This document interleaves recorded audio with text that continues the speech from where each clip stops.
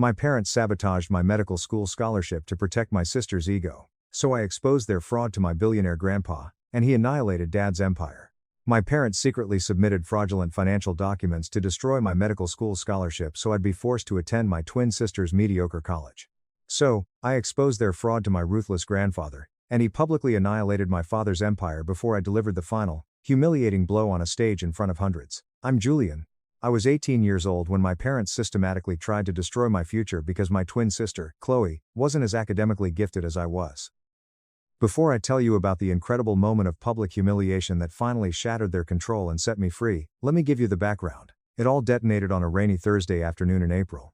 The air in our house was thick with a suffocating, nervous energy. It was mail day, not just bills and junk mail, but the heavy, stiff envelopes from universities across the country, the envelopes that held the coded messages of our futures. Chloe and I were both vying for spots in competitive pre-med programs. It was the path our parents had laid out for us since birth. She was perched on the very edge of our expensive, uncomfortable living room sofa, her knee bouncing a frantic rhythm against the velvet cushion. My mother, Beatrice, was fluttering around the room, pretending to dust already spotless bookshelves, her eyes darting toward Chloe every few seconds. My father, Arthur, was hidden behind the wall of his financial newspaper, a fortress of silence. But I noticed he hadn't turned a single page in over 15 minutes. When the familiar squeak of the mail truck echoed down our obsessively manicured suburban street, Chloe shot up as if she'd been electrocuted. She got to the mailbox first. It was an unspoken rule in our house, Chloe always went first. She returned, shuffling through the stack, her lips moving silently as she sorted. "Okay, 2 for me," she announced, her voice trembling slightly. She ripped one open with practiced flair. A slow smile spread across her face. "Oak Ridge College. I'm in." A collective sigh of relief swept through my parents. "Oh, Chloe, sweetheart, that's just phenomenal," my mother cooed, rushing over to envelop her in a suffocating hug. My father actually lowered his newspaper to give a tight, approving nod. 1 down. The family honor was secure. Chloe opened her second letter. "Wait. Rejected from Vanguard." Her tone was flat, devastated. Vanguard Institute of Medicine, VIM, was the absolute pinnacle. Oak Ridge was a fine school, but it wasn't a bragging right at their country club. She then looked at me, her expression shifting to something dark and defensive. She held out a single, pristine white envelope. Embossed in the corner was the official gold seal of the Vanguard Institute of Medicine. My absolute dream, my long shot. I took it from her outstretched hand. My own palms were slick with cold sweat. I retreated to the armchair in the far corner of the room, needing a pocket of space in the suffocating atmosphere. My fingers trembled as I slid them under the flap. I pulled out the single, heavy sheet of paper. The first word I saw in bold, elegant type was, "Congratulations." A huge, goofy grin split my face. I couldn't stop it. It felt like the sun had just burst through the clouds inside my chest. "I got in," I whispered, the words catching in my throat. I cleared it, trying again louder. "I got in. I got into Vanguard." I looked up, my face beaming, expecting a shared explosion of joy. A "we did it" moment. This was a huge win for the family name, right? Wrong?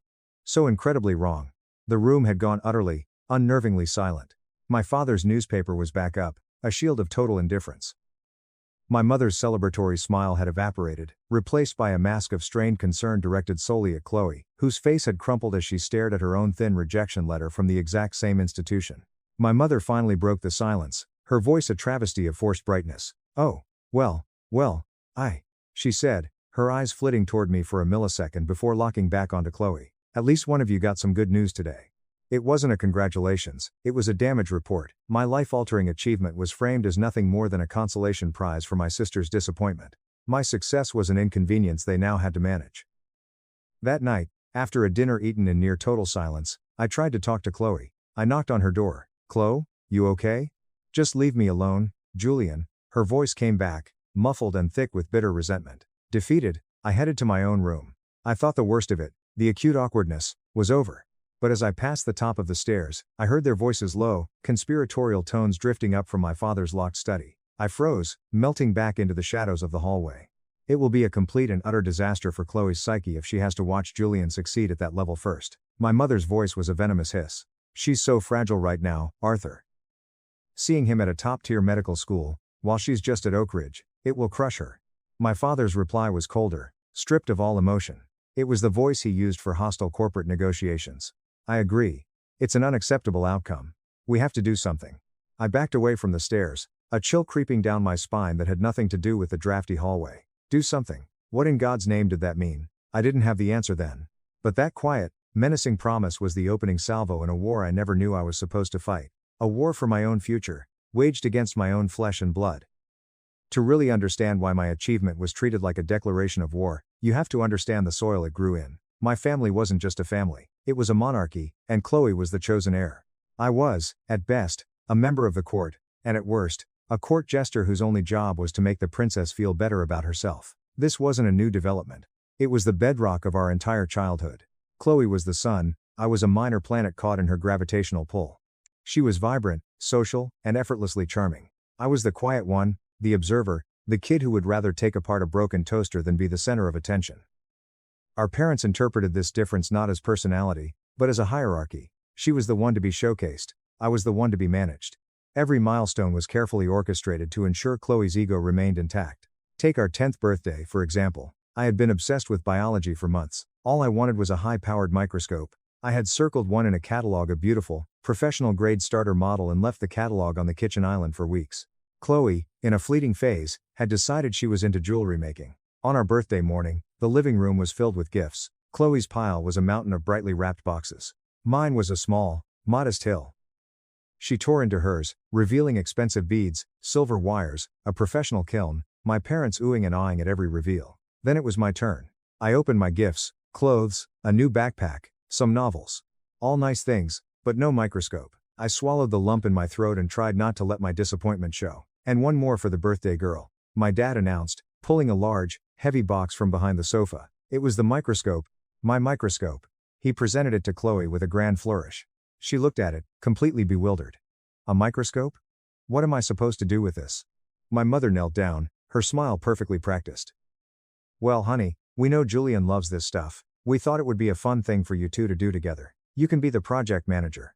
The message was clear as glass. My interests were only valid if they could be presented as a gift to her, a tool for family bonding that she would ultimately control. I spent that night teaching a completely bored Chloe how to focus the lens on a piece of onion skin, my heart a lead lump in my chest. She used the microscope exactly twice before it became an expensive stand for her necklaces in the back of her closet. This pattern repeated endlessly. The most defining moment was the regional robotics competition in the 8th grade. I'd spent 3 months meticulously building a working solar-powered rover. It had independent suspension, a motorized scoop, and a tiny camera. It was my absolute masterpiece. I won first place. I remember the weight of that heavy gold medal around my neck, a feeling of pure, unadulterated pride. Chloe had entered a hastily made papier-mâché volcano that barely fizzed. When her name wasn't called for any of the top prizes, the waterworks began. They weren't the dramatic sobs of real hurt, but the low, hiccuping, tactical tears she had perfected. They were a weapon, and my mother was her prime target. My mom found me by my project booth, her smile tight and strained. In front of my science teacher, in front of my peers, she whispered, "Julian, darling, look at your sister. She tried so hard. You know how sensitive she is. It would be such a kind, generous thing for you to let her wear your medal for the photos. It's just a piece of metal after all. Being a good brother is more important." The pressure was immense. All eyes were on me. Being a good brother meant erasing my own achievement. Refusing meant being the villain who made his sister cry. With trembling hands, I took the medal off my neck and handed it to her. The tears vanished instantly. My mother beamed. "That's my sweet boy." I didn't feel sweet, I felt invisible.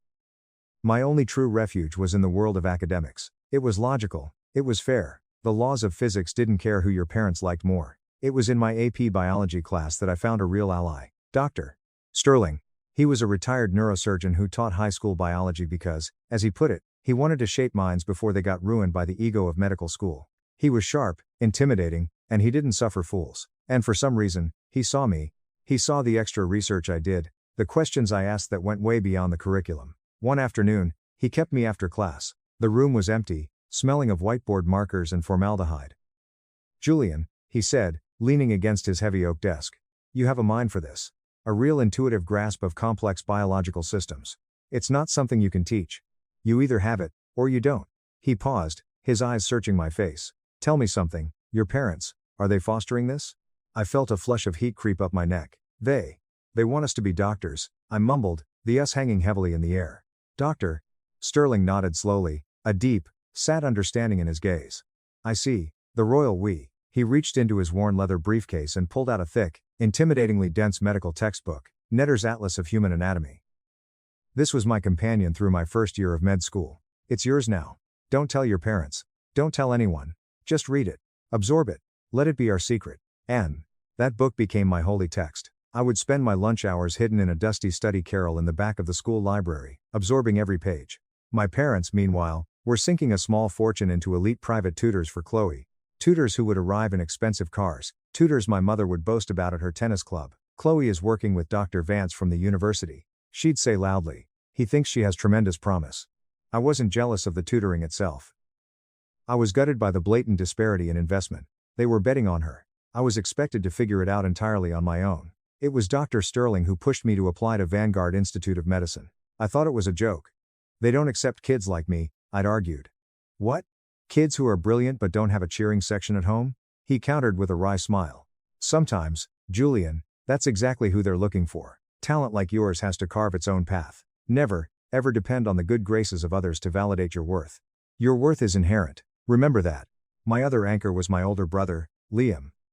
He was 4 years my senior and had escaped to a college on the opposite side of the country the second he turned 18. He saw our family with the crystal clarity of distance. The summer before he left, he sat me down in his empty bedroom. Jules, he said, his voice deadly serious. I'm going to give you some advice, and I need you to listen. Mom and Dad have a massive blind spot named Chloe. They will always manage situations to protect her feelings, even if it means throwing you under the bus. You have to protect yourself. He leaned in closer. Start a file. A secret one on your laptop. If they say something important, write it down. If there's a weird conversation, document it. Date, time, exact words. Sounds paranoid, I know. But data doesn't have feelings. Data is just the truth. And one day, you might need the truth on your side. It felt deeply cynical, like a spy movie, keeping a dossier on my own parents. But the look in his eyes was so urgent that I did it. I created a hidden folder named Insurance. For years, it sat there mostly empty, until now. After hearing them in the study that April night, my heart hammering against my ribs, I powered on my laptop. I opened the insurance folder and created a new text file. Date, April 14th. Time, approx 10:45 p.m. Subject, parental discussion regarding Vanguard acceptance. Overheard mother and father in the study. Mother stated my success would be a disaster for Chloe's psyche. Father stated, we have to do something. Implication, they intend to interfere with my enrollment at VIM to protect Chloe's ego. It was the first brick in the wall I would have to build to protect my own future. They had made their first move in the shadows. Now, thanks to Liam, I was ready to start turning on the lights. Update 1.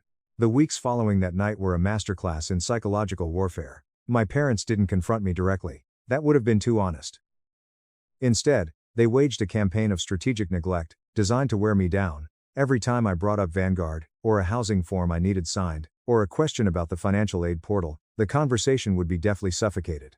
My mother would suddenly remember an urgent phone call, or get a pained expression and sigh, Julian, please, can we not talk about all this college stress right now? It's been so hard on your sister. My father would simply become deaf, his attention consumed by a non-existent spot on the wall.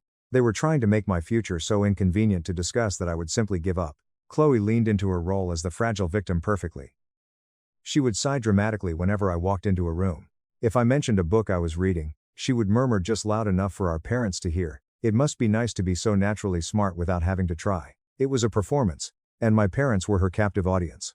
The inevitable explosion came at Sunday dinner. This was my father's preferred stage for family pronouncements. To make matters worse, my mother had invited her sister, Aunt Clara. Clara was a licensed family therapist, and my mother wielded her professional title like a shield, as if having a therapist eat our roast beef automatically made our toxic dynamic healthy. My father placed his knife and fork on his plate with a deliberate clink that silenced the room. Julian, he began, his voice dangerously calm. Your mother and I have been doing a great deal of thinking, and we've decided, we think the best path forward for the family is for you to attend Oak Ridge College. I stared at him, my fork frozen halfway to my mouth. Oak Ridge? Why would I go to Oak Ridge? I got into the best medical program in the country. Oak Ridge is an excellent school. My mother interjected, her smile brittle. And the most important thing is that you and Chloe can be together.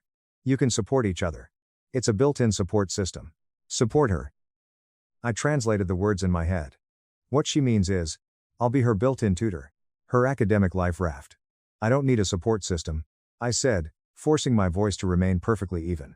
And neither does she. She got into Oak Ridge on her own. Me going to Vanguard doesn't change that.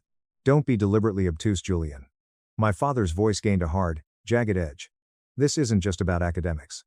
This is about family solidarity. Your sister is going through a moment of profound disappointment. A good son, a good brother, would choose to stand by his sister, not abandon her to chase some pretentious brand name. Abandon her. I couldn't believe the gaslighting. I'm not abandoning her, I'm going to college. How is my success selfish? It's selfish because you are putting your own ego above the emotional well-being of this family. My mother cried, her voice cracking with manufactured hysteria.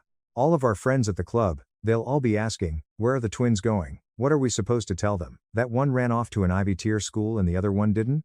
It makes it look like there's something wrong with her. With us. So, that was it. Not Chloe's feelings. It was their image, their social standing. My success was a public relations nightmare they needed to bury. Aunt Clara cleared her throat, sensing her cue. Now, Beatrice, Arthur, she said in her infuriatingly placid therapist tone. Let's try to hold space for Julian's feelings here. This is a tremendous achievement, and it's valid for him to feel proud. My mother's head whipped around, her eyes narrowing into slits. Clara, with all due respect, you are our guest. This is a private family matter. Aunt Clara wilted instantly, picking up her water glass and effectively removing herself from the line of fire. So much for professional intervention. I felt a surge of cold, absolute fury. I looked, I'll handle it. The flicker of stunned disbelief in his eyes was the only victory I claimed that night. But the real attack, the one that proved this wasn't just about control, but outright sabotage, came 2 weeks later. It wasn't a threat delivered over dinner. It was a silent, digital assassination attempt. It started with an email from the Vanguard Financial Aid Office. The subject line read, "Urgent update, regarding your financial aid package." My heart pounded as I opened it. The email informed me that due to recently updated financial information provided by your family, my eligibility for the Vanguard Need-Based Grant was being re-evaluated. It stated that my expected family contribution, EFC, had significantly increased, and therefore, my $45,000 a year grant would likely be eliminated entirely. I stared at the screen, my mind racing. Updated financial information? My dad's commercial real estate business was booming. What were they talking about? I spent an hour in a panicked haze searching online. Had his company tanked? Nothing. Then, Liam's voice echoed in my head. Data is power. I dialed his number, my hands shaking so badly I dropped my phone twice. Liam, it's me. They did something. I read him the email. He was silent for a long moment. Then he swore, a sharp, violent word.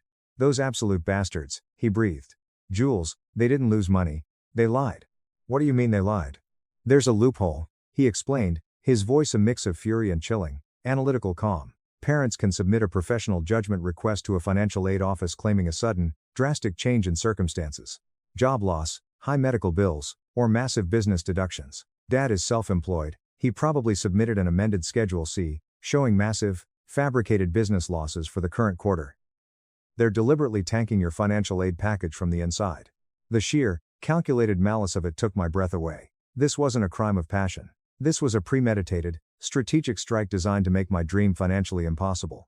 They weren't just refusing to help, they were actively, secretly working to destroy me.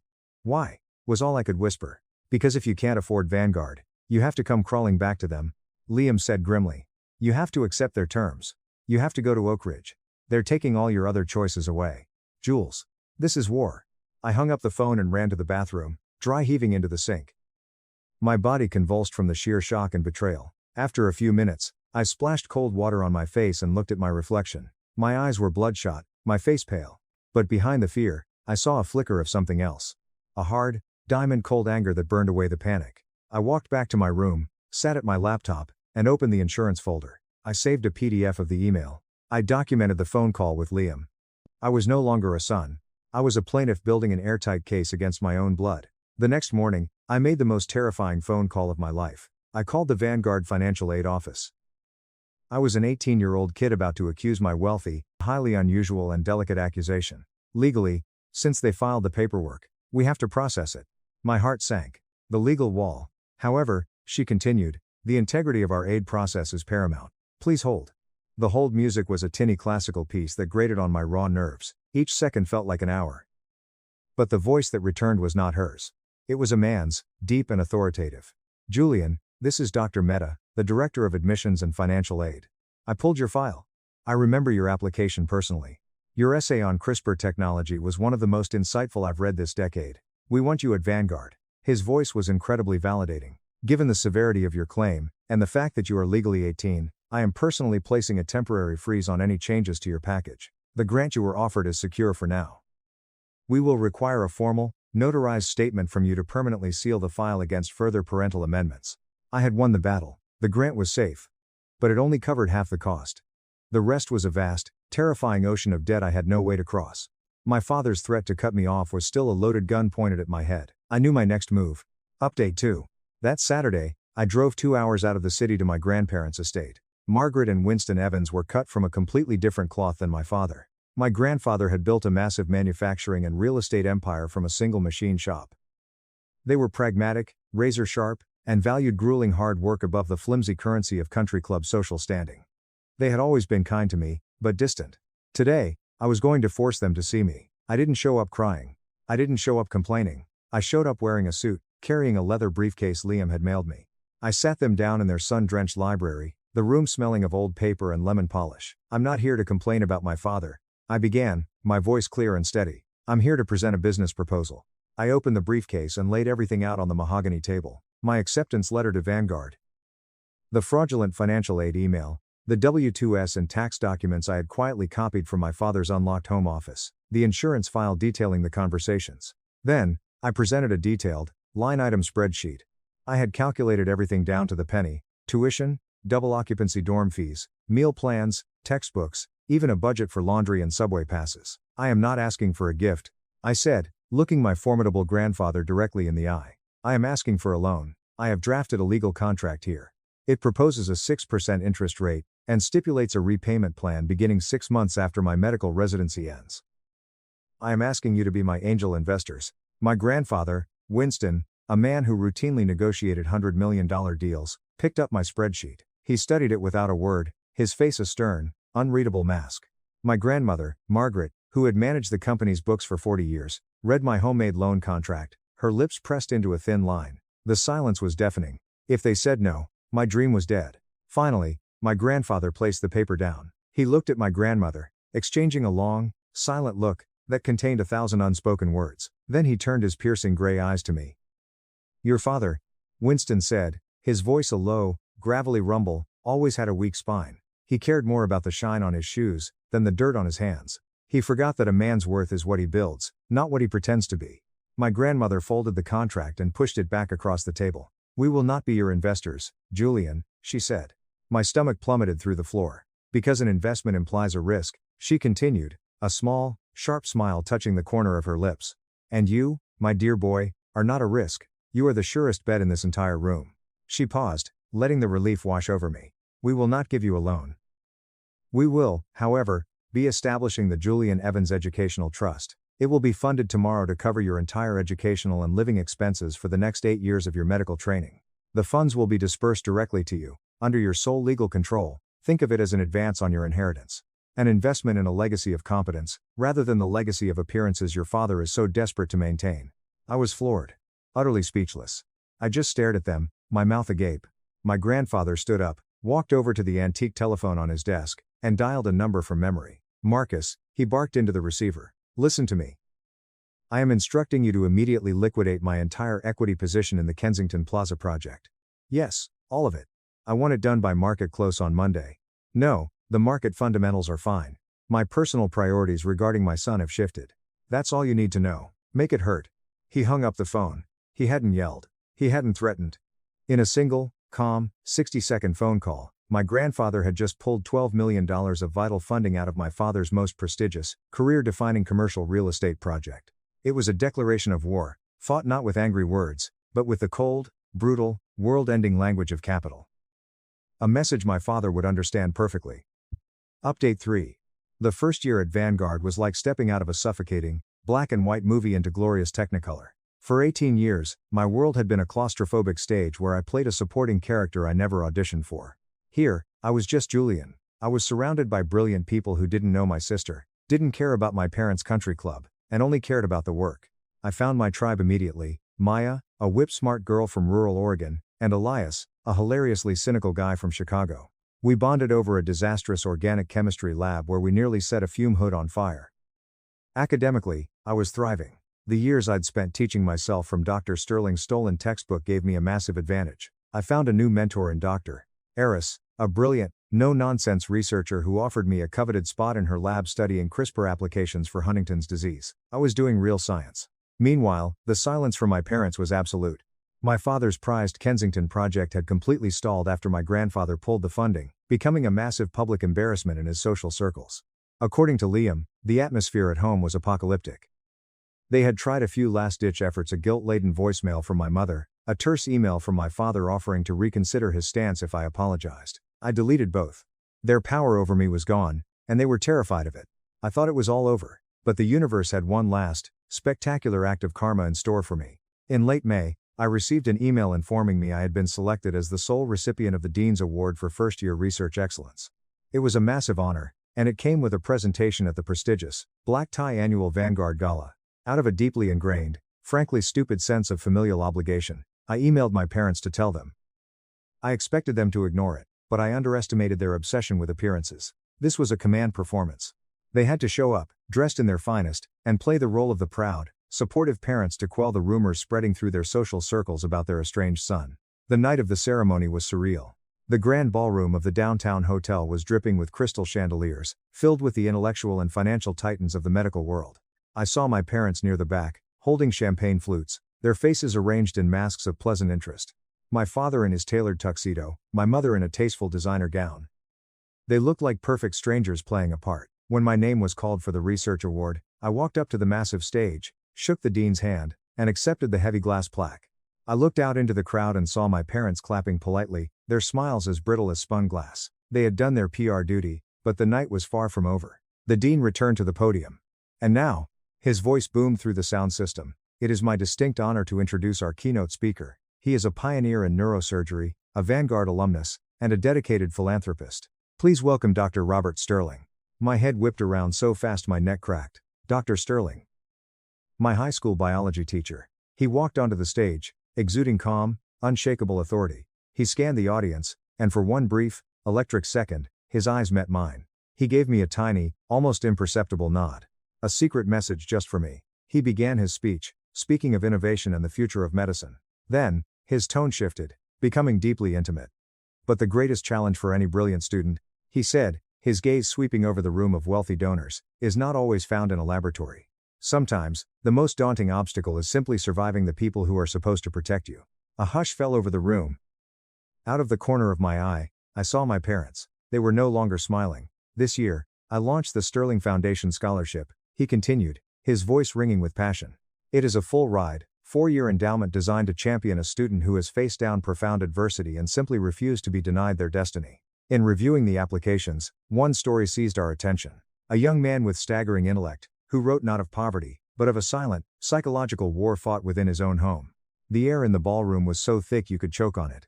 I dared to glance at my parents. Their faces were ashen. Stark white. Their smiles were completely gone, replaced by identical masks of dawning, inescapable horror. Dr.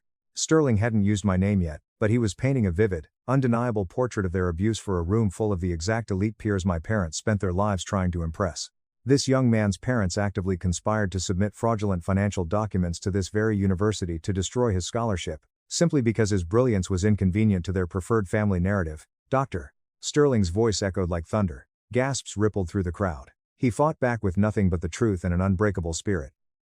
Ladies and gentlemen, the first ever recipient of the Sterling Foundation Scholarship is Mr. Julian Evans. Silence. For one heartbeat, the world stopped spinning. Then, the applause erupted. It wasn't polite clapping. It was a roar. A thunderous, rolling wave of sound. The entire hall surged to its feet in a standing ovation. Maya and Elias were screaming my name. My grandparents, who had flown in without telling me, were on their feet, my grandmother weeping openly. The spotlight found me, pinning me in its blinding glare. As I walked up to the stage to shake Dr.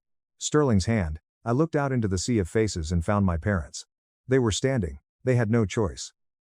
The entire room of billionaires, deans, and elite doctors was standing, and they were trapped. They were clapping, their hands moving in jerky, mechanical motions. Their faces were frozen in a grotesque, agonizing parody of pride.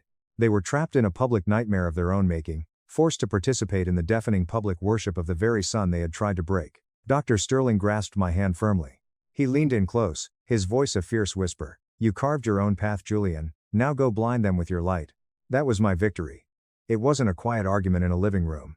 It was a symphony of public, undeniable, absolute destruction of their false image.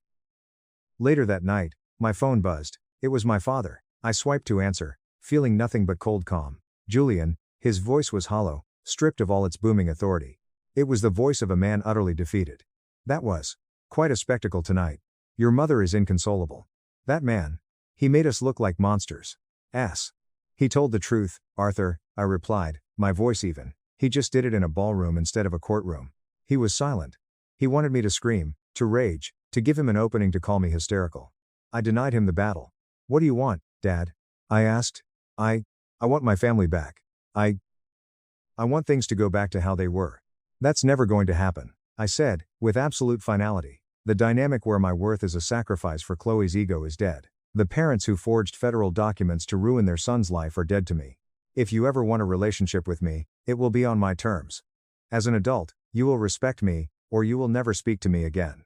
I didn't wait for his answer. I just hung up. The silence in my dorm room wasn't lonely. It was the sound of total, absolute peace. Update 4. The final closure. It's been a few years since that night. I'm now in my residency, working grueling 36-hour shifts, and I have never been happier. My parents' social standing never recovered. The story of what they did became legendary gossip, and my father's firm quietly downsized after my grandfather permanently cut ties with him. But the final piece of understanding came from an unexpected source, my Aunt Helen, my father's estranged sister. We met for coffee last year, and she slid an old photograph across the table. It showed a young, timid version of my father standing next to a taller, charismatic boy who looked just like him. That's your Uncle Jonathan, Helen told me softly. He was the golden child. Valedictorian, star athlete, brilliant. Your father spent his entire life in Jonathan's shadow, feeling like a worthless disappointment. Jonathan died in a car crash at 20. Your father was devastated, but I think he was also relieved. The shadow was gone. She looked at me with profound sadness. When he saw you, Julian, he saw Jonathan. Your natural brilliance terrified him. And when he looked at Chloe, he saw himself. He rigged the game because he swore he would never let his daughter feel the way he did. He became the monster he hated to protect her. It didn't excuse a single thing he did. But it finally made sense. The anger I carried cooled into a deep, weary pity. As for Chloe, she actually failed out of Oak Ridge her sophomore year. Without me to serve as her scapegoat, she collapsed under the weight of expectations she could never meet. She called me one night, sobbing real, ragged tears admitting she couldn't do it. For the first time, I didn't feel resentment. I just felt pity for a girl who had been lied to her whole life. I spent hours on the phone, teaching her how to study. She eventually switched to nursing, a field she actually loves, and she is thriving. Last week, I received a handwritten letter from her. Julian, I am so sorry. I loved being the favorite, and I let them use my feelings to hold you back because it benefited me. I finally see it all. You refusing to give up your award wasn't you trying to humiliate me, it was you finally refusing to erase yourself. I am so incredibly proud of the man you've become. Love, Chloe. I stood by the window of my apartment, looking out at the city lights. Power isn't something people can give you or take away. Real power is the quiet, unshakable belief in your own worth, built brick by painful brick in the dark. And once you build it, no one can ever tear it down.